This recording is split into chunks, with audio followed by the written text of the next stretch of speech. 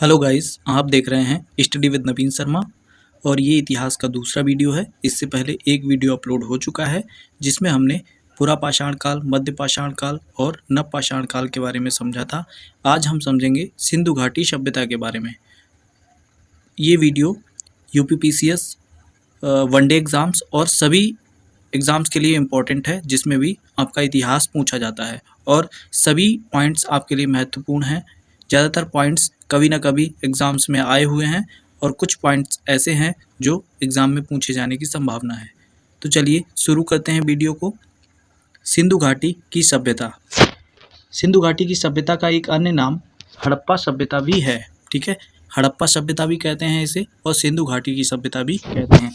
ये हमने थोड़ा सा जान लिया था पिछले वीडियो में कि खोज इसकी 1921 ईस्वी में जॉन मार्शल की अध्यक्षता में दयाराम साहनी द्वारा की गई थी और इसका नामकरण किसने किया था? तो जॉन मार्शल ने इसका नामकरण किया था।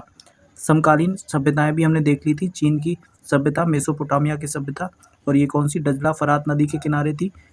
उसके बाद सिंधु सभ्यता के जो हमारे पूर्व, पश्चिम, उत्तर, दक्षिण में जो केंद्र थे, जहाँ तक ये विस्तारित थी, इसका विस्तार भी हमने देख लिया था।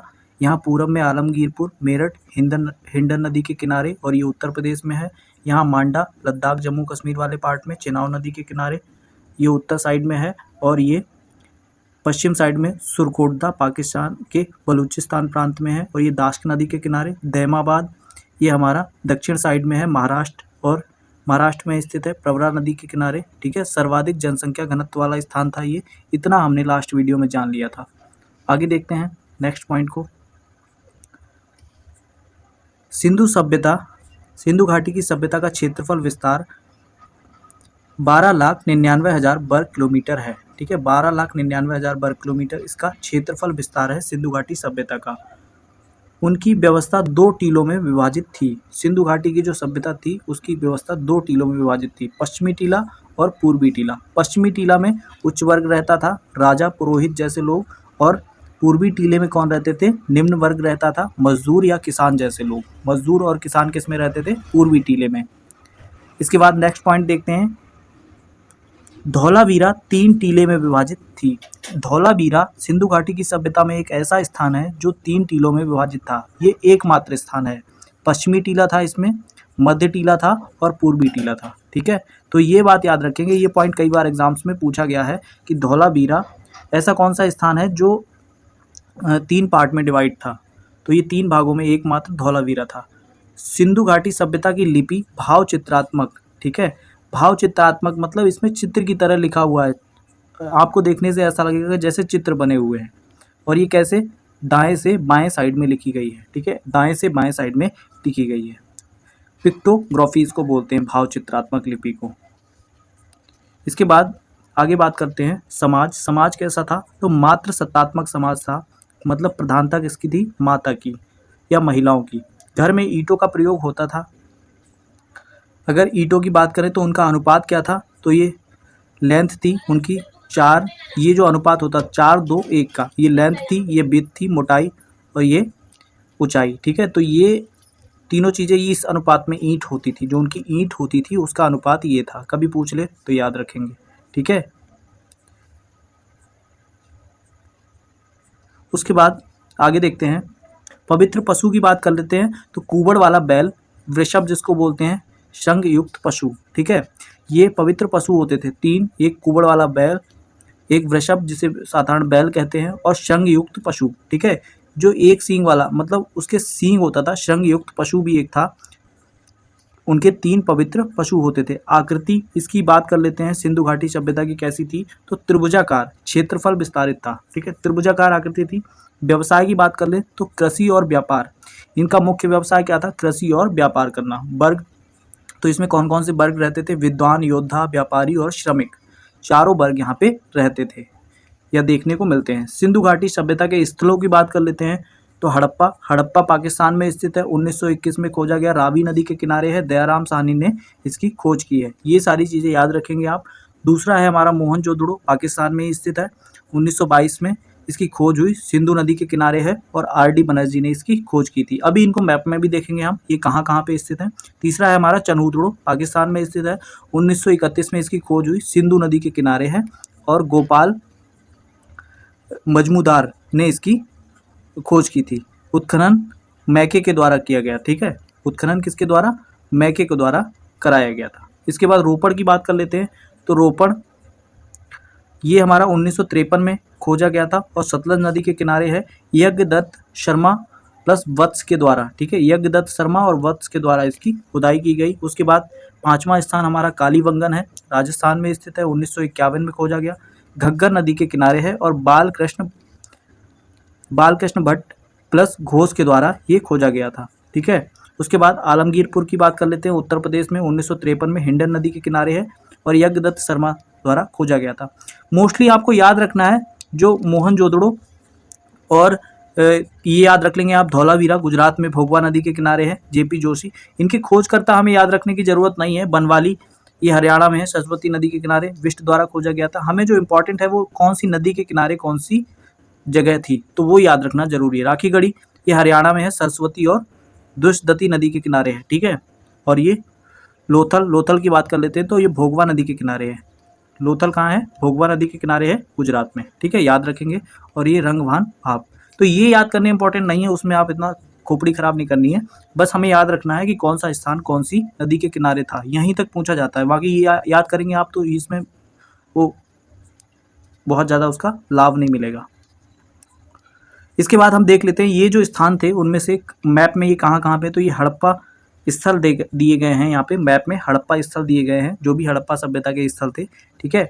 गार्डन चाइल्ड ने सिंधु सभ्यता को भारतीय उपमहाद्वीप में प्रथम नगरीय क्रांति कहा है, ठीक है, ये याद रखेंगे फैक्ट। गार्डन चाइल्ड ने सिंधु सभ्यता को भारतीय उपमहाद्वीप में प्रथम नगरीय क्रांति कहा है। आगे देखते हैं। अब यहाँ पे ये हमारा स्थान है रोपड़, ठीक है। रोपड़ नामक स्थान कहाँ पे है? तो ये आप देख पा रहे हैं रोपड़ कहाँ है, ये आपके पंजाब वाले पार्ट में। तो रोपड़ से तांबे की कुल्हाड़ी मिली है, यहाँ से बर्तन, मनके, शंख की चूड़ी और तांबे की अंगूठी मिली है। तो रोपड़ नामक स्थान कहाँ पे है? पंजाब में है, देख लेंगे, हरियाणा पंजाब वाले भाग में। उसके बाद ये बनावाली, ये कहाँ है? हरियाणा। बनवाली कहाँ है? ये हरियाणा वाले भाग में है। और इसमें देख लेते हैं क्या क्या प्राप्त हुआ हमें। तो यहाँ से हमें घोड़े की कलाकृति मिली है तथा बड़ी संख्या में श्वेत पाषाण भी मिले हैं। यहाँ गोल मनका, बंगा या कुंभा कहलाते हैं। यहाँ के जो गोल मनका थे वो बंगा या कुंभा कहलाते हैं। तो मेन चीज़ ये स्थान कहाँ पे था बनावाली, तो ये यहाँ पे था। हम इसको बस स्थान देख रहे हैं जिससे हमें ये क्लियर होगा कि ये जो सभ्यता थी कहाँ पे केंद्रित थी, किस तरह से, ठीक है। इसीलिए ये मैप लगाया है हमने।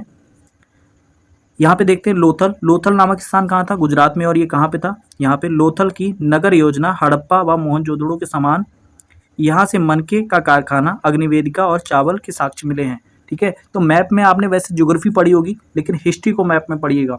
हिस्ट्री को मैप में पढ़ने से क्या है, ज्योग्राफी कई बार हम पढ़ लेते हैं फिर हम भूलते नहीं है उसको। तो ऐसे ही होता है इसके साथ। हम इसको अगर मैप से याद कर लेते हैं कहाँ सभ्यता थी, कैसे थी, लोकेशन उसकी क्या थी, तो हमें वो चीज़ें ज़्यादा याद रहती है। तो इसीलिए ये लोथल आप देख लेंगे कहाँ पे है, गुजरात वाले स्थान। तो अब ये लोथल आपको याद हो जाएगा, कभी ये सोचना नहीं पड़ेगा कि हाँ रट रहे हैं कि लोथल गुजरात में है, लोथल गुजरात में है ना। यहाँ कालीबंगा को देख लेते हैं। कालीबंगा ये स्थान कहाँ पे है? ये हमारा राजस्थान वाले पार्ट में पड़ता है कालीबंगा। और यहाँ पे देख लेते हैं, यह ऐसा एकमात्र स्थल है जहाँ ये बेलनाकार मोहरें मिली हैं जो मेसोपोटामिया की मोहरों के समान है, ठीक है। तो इतना ही मैप में देख लिया हमने, जिसको देखना है पॉज करके देख सकते हैं। आगे देखते हैं हड़प्पा से अब हमें क्या क्या चीज़ें प्राप्त हुई हैं, ये क्वेश्चन पूछा जाता है। ये हमें ध्यान रखने योग्य बातें हैं।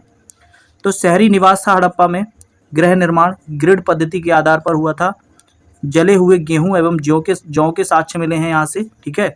मुद्रा बनाने के लिए सेलखड़ी का प्रयोग यहाँ पे किया जाता था। पश्चिमी टीले पर रक्षा दीवार थी, रक्षा प्राचीर भी उसको बोलते हैं। शवों को दफनाने का साक्ष्य भी यहाँ से मिलता है। कछुए की हड्डी के साक्ष्य भी मिले हैं हड़प्पा से। और तांबे की इक्का गाड़ी, ठीक है, जैसे आजकल लोग बना लेते हैं एक बैल लगा के, वैसे तांबे की इक्का गाड़ी मिली है। कपास की खेती के साक्ष्य मिले हैं, ठीक है। महिला के गर्भ से निकले हुए पौधे का चित्र भी कहाँ से मिला है? हड़प्पा से। तो हड़प्पा से कुल इतनी चीज़ें हमें प्राप्त हुई हैं, ये याद रखिएगा, सभी इंपॉर्टेंट हैं। इसके बाद हम अगला देखते हैं मोहनजोदड़ो से हमें क्या क्या प्राप्त हुआ। तो मोहनजोदड़ो से हमें क्या क्या प्राप्त होता है? सिंधी भाषा का शब्द है मृतकों का टीला, ठीक है। मोहनजोदड़ो जो शब्द है वो सिंधी भाषा का शब्द है और इसका मीनिंग क्या होता है? मृतकों का टीला। सिंध का बाग कहा जाता है मोहनजोदड़ो, ठीक है। हड़प्पा की जुड़वा राजधानी कही जाती है मोहनजोदड़ो को। विशाल अन्नागार प्राप्त हुआ है यहाँ से 12 कक्षों का अन्नागार, ठीक है, हड़प्पा से प्राप्त हुआ है 12 कक्षों का अन्नागार और विशाल अन्नागार ये मोहनजोदड़ो से प्राप्त हुआ है। उसके बाद विशाल स्नानागार, नटराज की मूर्ति, पशुपति, दाढ़ी वाले महादेव और बुने हुए कपड़े के साक्ष्य भी यहाँ से हमें मिले हैं। स्वास्तिक चिन्ह, कांसे की नर्तकी की मूर्ति, ये क्वेश्चन कई बार पूछा गया है, याद रखेंगे, बहुत इंपॉर्टेंट है। कहाँ से मिला है? मोहनजोदड़ो से, याद रखिए। प्रत्येक मकान में कुएं के साक्ष्य मिले हैं, मतलब पानी की अच्छी व्यवस्था थी यहाँ पे। और मलेरिया बीमारी का साक्ष्य भी यहाँ से मिला है। तो मलेरिया बीमारी ये पहले से ही चली आ रही है, पता लग गया आपको। आगे देखते हैं, चनहुदड़ो को रक्षा प्राचीर नहीं थी, ठीक है, ये प्राचीर लिखा है, तो रक्षा प्राचीर नहीं थी चनहुदड़ो में। सिंधु घाटी सभ्यता का औद्योगिक नगर बोला जाता है। मनके बनाने का कारखाना यहाँ पे स्थित था। सौंदर्य साधन, लिपस्टिक, काजल, कंगा, ठीक है, कंगा, दाढ़ी के दांत भी, ठीक है, हाथी के दांत, कंगा जो था वो हाथी के दांत का बना हुआ था, ठीक है, तो ये याद रखेंगे। बक्राकार ईंटों के साक्ष्य, गोल ईंटों के साक्ष्य और 4 पहिए वाली गाड़ी के साक्ष्य मिले हैं। बिल्ली का पीछा करते हुए कुत्ते का चित्र भी मिला है, ठीक है, तो ये सारी चीजें हमें यहाँ से प्राप्त हुई हैं। सिंधु घाटी सभ्यता का औद्योगिक नगर किसे कहते हैं, याद रखेंगे, तो चनहुदड़ो को कहते हैं। मनका बनाने का कारखाना यहाँ पे था। लिपस्टिक, काजल और कंगा मिला है। कंगा किससे? हाथी के दांत से बना था। 4 पहिए वाली बैलगाड़ी भी मिली है और बिल्ली का पीछा करते हुए कुत्ता। नेक्स्ट, ये जो हड़प्पा स्थान था ये कहाँ पे स्थित है? तो हड़प्पा को आप देख सकते हैं, ये हमारा यहाँ पे स्थित है। भारत में नहीं है, ये पाकिस्तान में स्थित है। पाकिस्तान में स्थित है। यहाँ के दुर्ग क्षेत्र का आकार समांतर चतुर्भुज की तरह था। यहाँ से 6 धन्या कोह, ठार और लिंग योनि पकी ईंटों से निर्मित घर, 1 कक्षीय बैरक, गेहूं और जौ के चोकर आदि के अवशेष मिले हैं। कहाँ से? हड़प्पा से। तो ये याद रखेंगे आप, ये हड़प्पा नामक स्थान भारत में नहीं है, जस्ट किनारे पे ही पाकिस्तान में स्थित है, ठीक है। उसके बाद मोहनजोदड़ो की बात कर लेते हैं। मोहनजोदड़ो इंपॉर्टेंट है और हड़प्पा भी इंपॉर्टेंट, ये दोनों ज़्यादा इंपॉर्टेंट है। ये कहाँ पे स्थित है? ये भी हमारा भारत में नहीं है, ये भी पाकिस्तान में स्थित है। यहाँ से प्राप्त विशिष्ट खोजों के कांसे की नृत्य करती हुई नर्तकी की मूर्ति मिली है, जो नग्न द्रवित मोम पद्धति से बनी हुई भूमध्य सागरीय मूल की है। मोम पद्धति से बनी हुई, ये बात याद रखेंगे। लास्ट ईयर यूपी SSC का यूपी पैट का एग्जाम हुआ था, उसमें ये क्वेश्चन आया था कि उस पर किस चीज़ का लेप चढ़ा था, ठीक है, तो मोम पद्धति से बनी हुई थी। तो ये याद रखेंगे, ऐसे क्वेश्चन पूछ लिए जाते हैं। कई बुक्स में भी ये बात नहीं दे रखी है, ठीक है, तो ये ध्यान रखेंगे आप, मोहनजोदड़ो से ये मिली थी हमें। उसके बाद अगला जो स्थान है हमारा सुरकोटदा, इसको देख लेंगे। ये यहाँ पे स्थित है सुरकोटदा, और इसके बारे में क्या बता रखा है, यहाँ से मनुष्य की अस्थि, राख से भरा हुआ बर्तन और ताम्र निर्मित बाणाग्र और कुल्हाड़ी मिली थी। कहाँ से? सुरकोटदा से। उसके बाद अगला हमारा है चनहुदड़ो। चनहुदड़ो से क्या मिला था हमें? यहाँ से सौंदर्य प्रसाधन के सामान से युक्त श्रृंगार पात्र भी मिला था, जो श्रृंगारदानी जिसे बोलते हैं, ठीक है, वो मिला था यहाँ से। यहाँ के निवासी मुख्यतः कलाकार एवं शिल्पकार थे। यहाँ से चांदी का सिंदूरदान भी मिला है, ठीक है, सिंदूरदान भी चांदी का यहाँ से प्राप्त हुआ है। तो ये याद रखेंगे, अगर हमसे प्रसाधन, सौंदर्य प्रसाधन पूछे जाते हैं तो चनहुदड़ो, ठीक है, याद रखना है। तो ये हो गई स्थिति। एक बार फिर से देख लीजिए, ये हड़प्पा यहाँ पे स्थित है भारत के यहाँ पे, और ये मोहनजोदड़ो नामक स्थान है। ये जो ब्लैक पॉइंट है वो ये स्थान है, ठीक है, हड़प्पा हो गया, मोहनजोदड़ो ये हो गया, उसके बाद सुरकोटदा ये हो गया, और उसके बाद चनहुदड़ो ये हो गया। तो ये ब्लैक पॉइंट है, ये इनका मतलब एग्जैक्ट लोकेशन है इनकी, याद रखेंगे। आगे बढ़ते हैं, नेक्स्ट पॉइंट पे चलते हैं। तो इतना ही आज की वीडियो में, इतना ही। हमने उनकी लोकेशंस जानी कि कितने स्थान हैं, उनसे क्या क्या प्राप्त हुआ, और ये आपके लिए बहुत इंपॉर्टेंट है। इस तरह से अगर आप मैप करके पढ़ते हैं तो आपको ये याद रहेगा कि कहाँ पे क्या था। तो हो सकता है जब भी आप एग्ज़ाम देने जाओ रिकॉल हो जाए चीज़ें, क्योंकि वैसे तो आप पढ़ ही रहे हैं, जब 6th-7th में थे तब से हड़प्पा सभ्यता पढ़ रहे हैं, ठीक है, और अभी भी पढ़नी पड़ रही है। तो ये बात तो है कि अगर आप इस तरह से कुछ पढ़ें शायद आपको लाभ हो जाए, फ़ायदा हो जाए। चलिए मिलते हैं नेक्स्ट वीडियो में, और ये सीरीज़ पूरी चलेगी। इसमें हम मैप के द्वारा भी समझाएंगे आपको, और जो भी चीज़ें होती हैं, जो जहाँ पे है, जो फैक्ट हैं वो भी बताएंगे। अगर आपको अच्छा लगता है तो वीडियो को लाइक कर दीजिएगा, चैनल को सब्सक्राइब कर लीजिएगा और बेल आइकन को प्रेस कर लीजिएगा, जिससे आगे आने वाले वीडियोज़ के नोटिफिकेशन आपको आसानी से मिलते रहें। धन्यवाद।